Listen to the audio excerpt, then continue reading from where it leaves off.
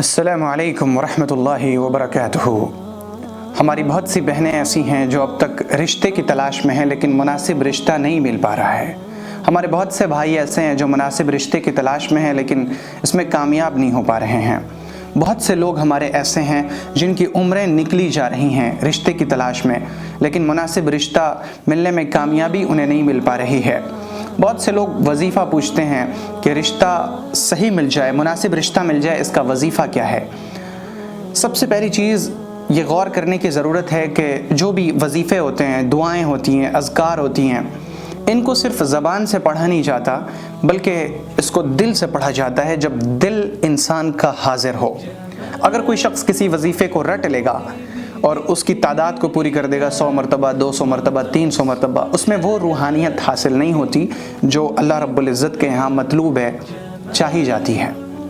اور اگر کوئی بندہ ایک ہی مرتبہ پڑھتا ہے لیکن وہ دل سے پڑھتا ہے تو اللہ رب العزت کے یہاں اسے روحانیت حاصل ہوتی ہے، قبولیت حاصل ہوتی ہے۔ رشتہ مناسب مل جائے، اس کا وظیفہ قرآن شریف میں ہے۔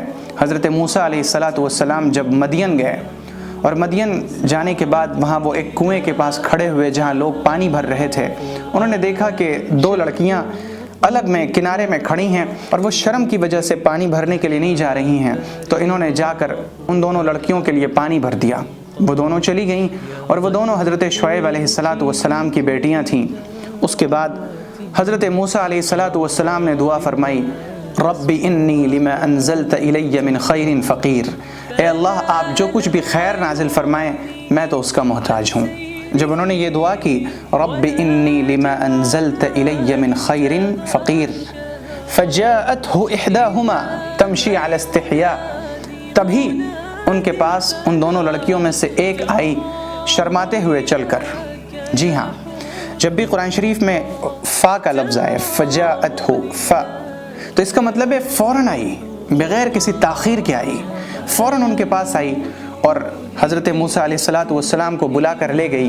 حضرت موسیٰ علیہ السلام جب حضرت شعیب کے پاس پہنچے تو انہوں نے اپنی بیٹی کی شادی کی آفر کی کہ تم میرے لیے میری بکریوں کو چرا دو تو میں اپنی 2 بیٹیوں میں سے کسی ایک کی شادی تم سے کر دوں گا۔ انہیں رشتہ مل گیا اسی دعا کی برکت سے، رب انی لما انزلت الی من خیر فقیر۔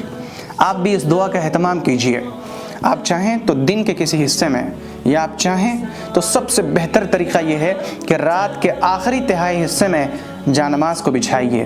آپ میرے بھائی ہیں یا آپ میری بہن ہیں، آپ جانماز کو بچھائیے، 2 رکعت نماز صلاۃ الحاجت کی پڑھیں اور اس کے بعد سجدے میں یا پھر ہاتھ اٹھا کر بیٹھ کر آپ یہ دعا کریں، رب انی لما انزلت الی من خیر فقیر۔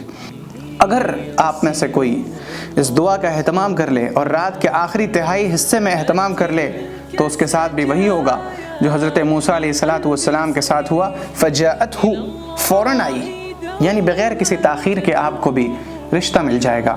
لیکن شرط یہ ہے کہ آپ اس وظیفے کو تعداد پوری کرنے کے لیے نہیں پڑھیں گے بلکہ آپ اسے دل سے پڑھیں گے، اے اللہ آپ جو کچھ بھی مجھ پر خیر نازل فرمائیں میں اس کا محتاج ہوں۔